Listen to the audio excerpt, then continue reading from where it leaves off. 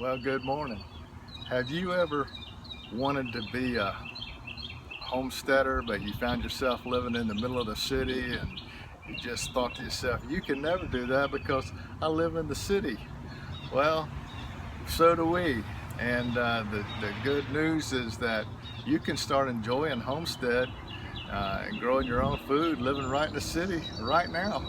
And if you're waiting like we are to move to a rural homestead, it's a good idea to go ahead and start being urban homesteading, and you can be practicing your skill sets.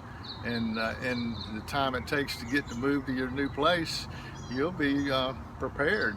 So I'm Hollis, And I'm Nancy. and we welcome you to our urban homestead, Hollis and Nancy's homestead. And today we're going to take you on a tour of our little homestead to show you what we do living right in the middle of the city, because we think that you can too.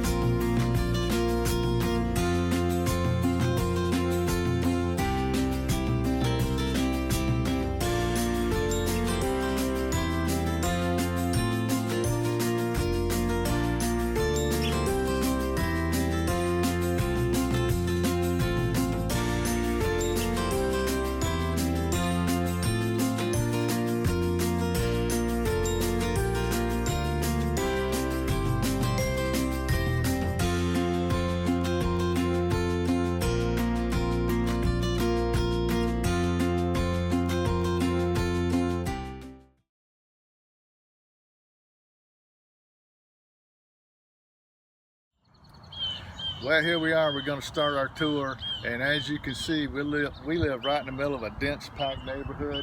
You can see our houses are crammed together just as tight as they can build them.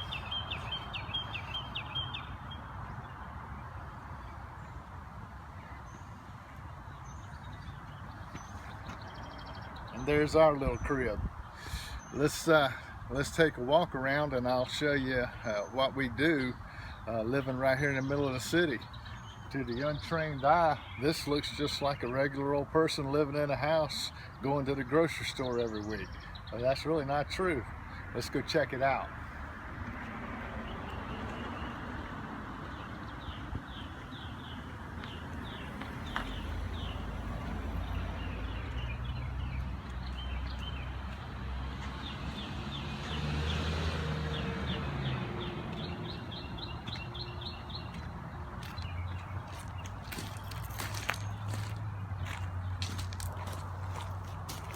Once I round this corner, we leave urban living behind, and we start urban homesteading. So let's dive in.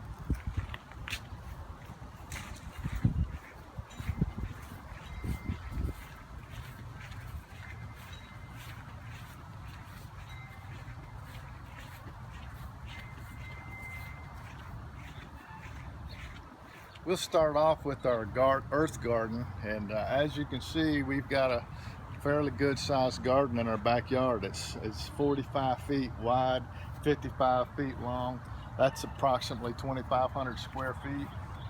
And around the entire perimeter of this earth garden, we have raised beds so that we can plant all of our smaller type vegetables that need to be tended to. And I don't want to run the little cultivator around them. I can do all this by hand, and it's a good way to establish a barrier around the earth garden so you don't have grass encroachment. And also it gives me a place to attach my rabbit barrier to keep the Mr. Rabbit out. But let's just walk around the garden, and I'll show you what we got going on in here. Well, this first row right here inside the perimeter box, these are sweet peppers. We have the big green bell peppers. You can probably see, you might can see one down there. There's one right here. Some more right here.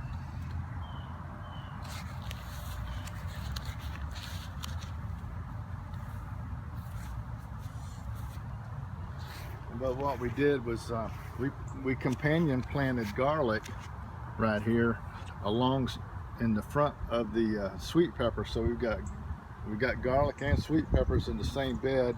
We got the big bell peppers and also the sweet banana peppers. Right here's a stand of squash. We have you know, the summer crookneck yellow squash right here, and on the end down there we have zucchini. Then we have another row of squash right here. This is the patty pan squash. These four right here are all patty pans.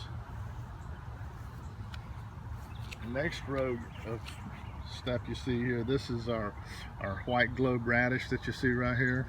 That's a pretty tasty radish. Then we have 2 rows of wax beans.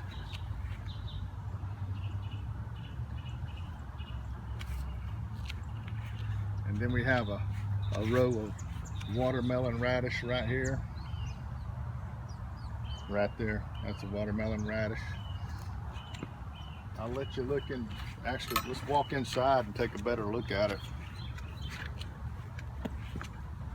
You can take a pan around the whole place, and this is what the inside of the garden looks like when you go inside the gate.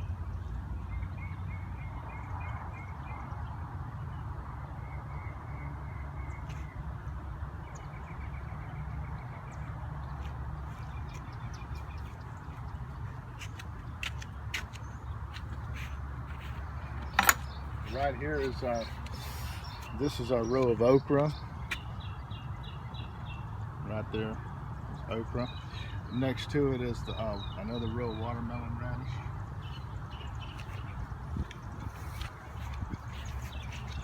These 3 rows right here are speckled butter beans. These next 3 rows are baby lima beans.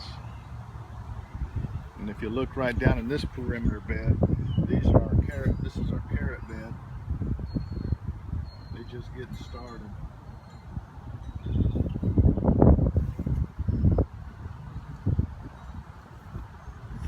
Kind of windy today. I hope you can hear all of this.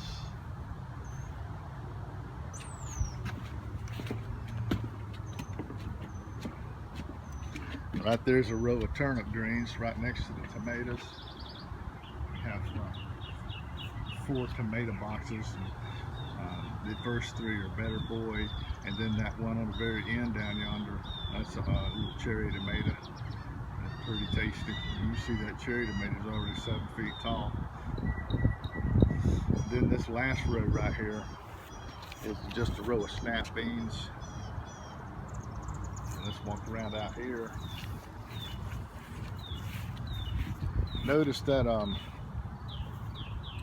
that I got a chicken wire fence around. Got a chicken wire fence all the way around the perimeter to keep Mr. Rabbit out. He tends to be the enemy of my neighborhood for me.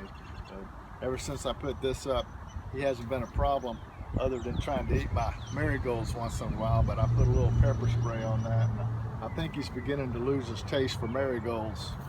But anyway, this is the front of the garden, and if you look out here, you'll see there's like an old driveway here that comes in and out of this church that we live right next to. So this is not really a road, and people come out here and walk in the late afternoons because it's cool, and they like to walk their dogs, and they'll come by and they'll look up at the garden because they find it very interesting to look at.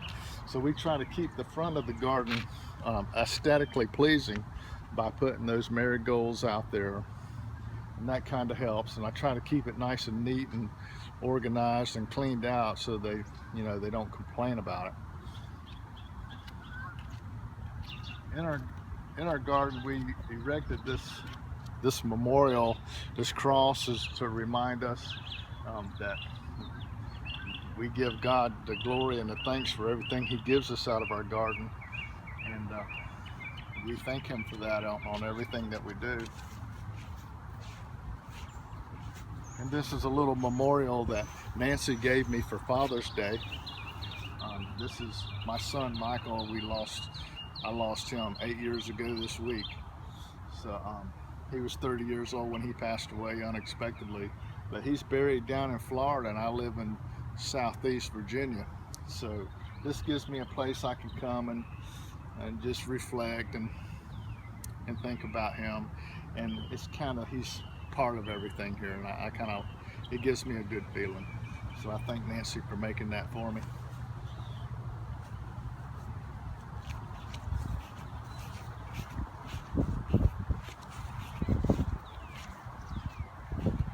You can see that the tomatoes are just, they're loaded with blooms, and the better boys, they got little greenies all up inside of them boxes, so they're doing very well. These boxes are easy for me to work with. I only have to time out tomatoes a couple of times just to get them trained up into the box, and once I do that, I don't have to go back and pick at these things and mess with them. They're kind of all on their own at this point, and all I do is come back and harvest. So I really like my tomato cages. So let's walk back to where we started, and then we'll talk a little bit more about some of the other things we got going out here.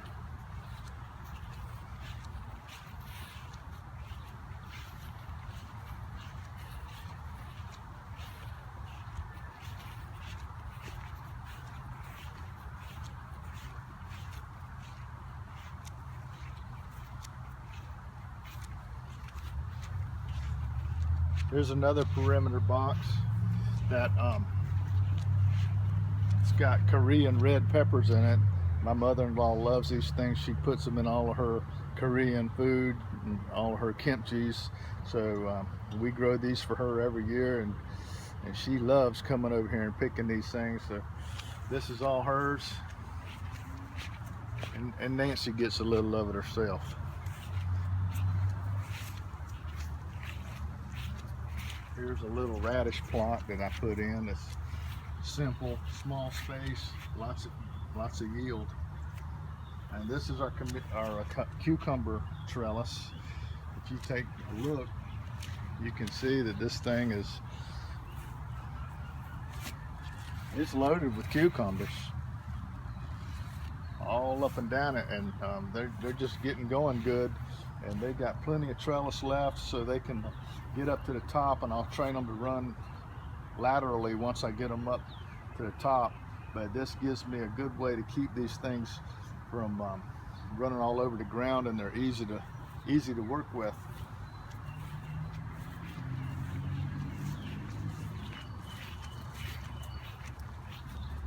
And here's one another, here's where we started, a view of the garden. And now let me go around and I'll show you, I'll talk about the, some of the things around the outside of the earth garden that's outside of the garden. But one thing a lot of people always ask me, they see this in some of our videos, they say, what is that thing, the entrance to a root cellar? I sure wish it was, because we need one, but it's not. It's nothing but a simple box I put out here, and inside of it I just put some little hand tools and little odds and ends that I use out here, so I don't have to keep walking in and out of the garage to get stuff. It's just handy for me to use, and I just leave it out here all the time. This is our strawberry rack. Squirrels and birds, they pretty much love strawberries, and so if you don't have something to protect your strawberries, you won't get none. So what we did is I built this cage around them, and Nancy can come out here and get her strawberries whenever she wants them. Looks like she's got it picked pretty clean right now. So let's take a look a little further down.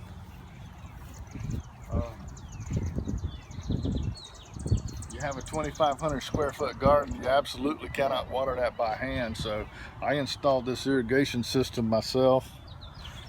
You can look down here, there's the pump and all the solenoid valves. I've got an automatic box, so like if I go out of town for a few days, I can set this up to water automatically. We had so much rain here, I've only used it one time. For the first time this year was yesterday, but it's good to have it when you need it. But I usually, if I need to water, I can tell when my garden needs water and when it doesn't.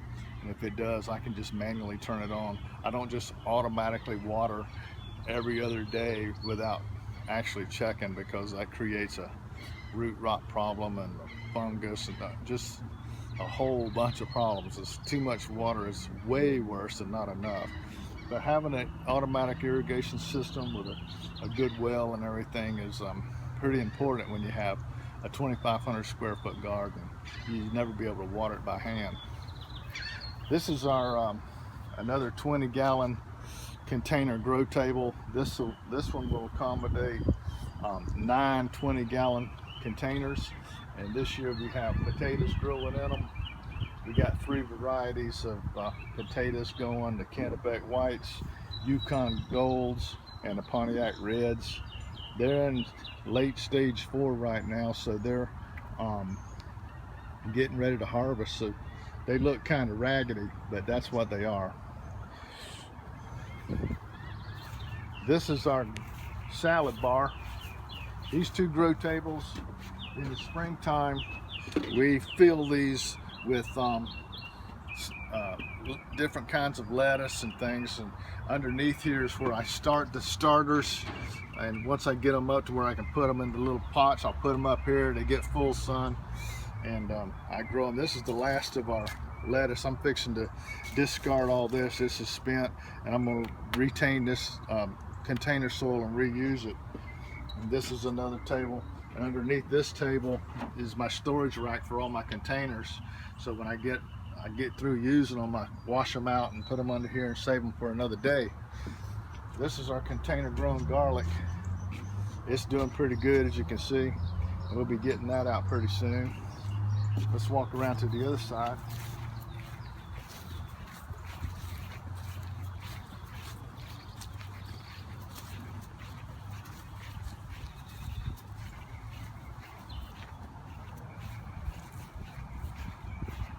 This is a 4x8 raised bed that we made. Normally I put just one type of vegetable in here, but I made this for this year to demonstrate how to do a raised bed.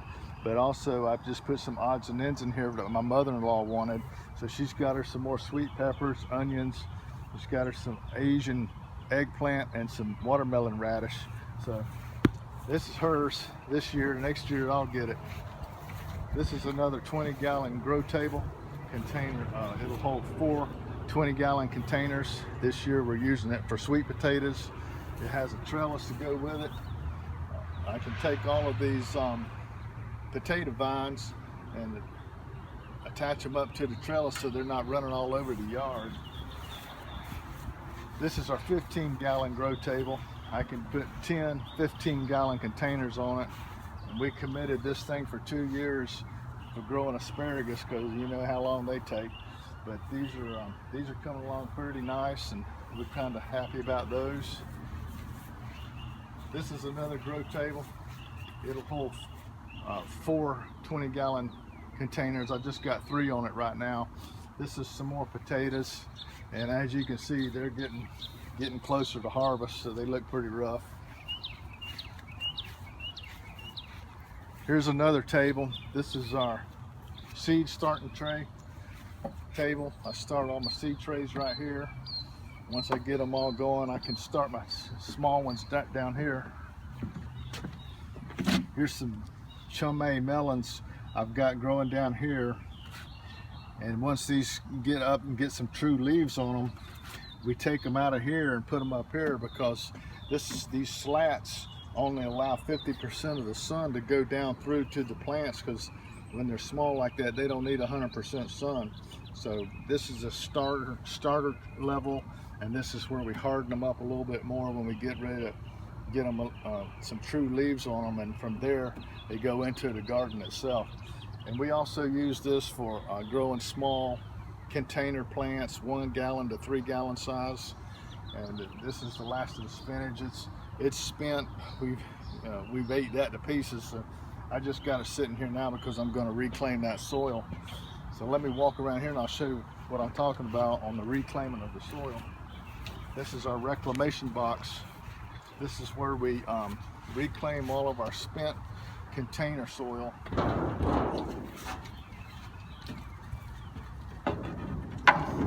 Whenever I have an empty container, I just take the soil and I dump it in here, and this is where I save it until I get ready to plant some more containers, and I'll amend this soil at that time. And this saves me a lot of money by being able to reuse that container soil instead of having to go out and buy it again.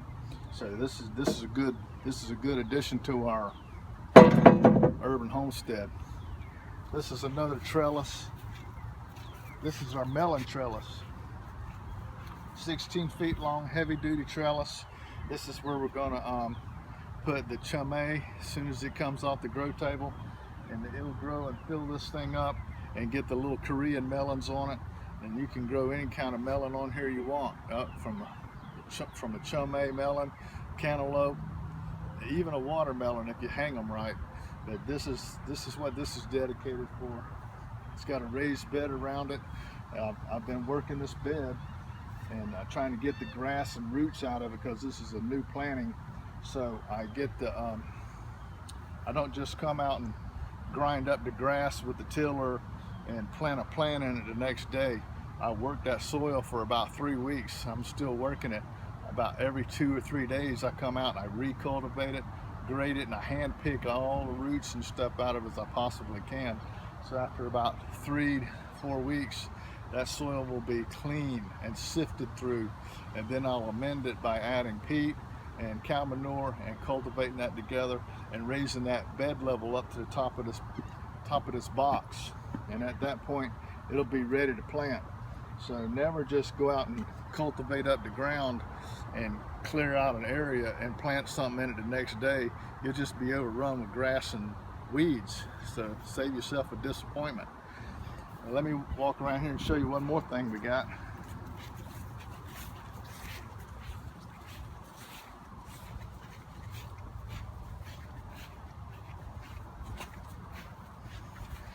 This area right here we use a lot for harvesting, and when I have like radishes and carrots and turnips, you know, a root plant that I'm harvesting, I use this little washer table right here to initially clean off the roots. I lay them up here and I wash them off, and it gets all the big stuff off of it, and then I take it up to the processing table. This is a good big table to work from. It's got a big sink in it, and I can use this for cleaning the vegetables. I've got a big area here that I can, you know, have lots of things laying up here and working. I've also got, got a cutting table put up here so I can, you know, cut my vegetables and do whatever I need to do with them. But all this area right here is all about harvesting. So that's pretty much the loop around the whole place, and it all seems to work together, each doing its own little thing.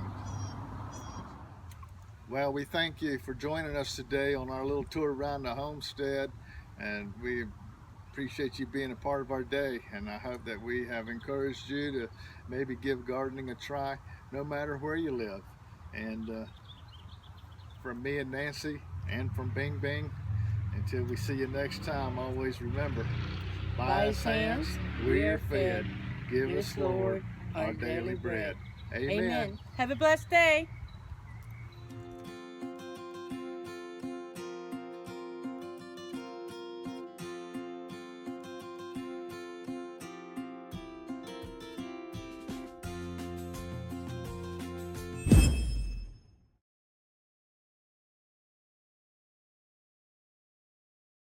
Thanks for watching our videos. We really love making them. If you like our videos, please like our Facebook page to get the latest tips and tricks. Please subscribe to our YouTube channel to get the newest video. Like it, it would really inspire and encourage us. But most importantly, share it to encourage others. We'll welcome your comments and questions. Thank you. Have a blessed day.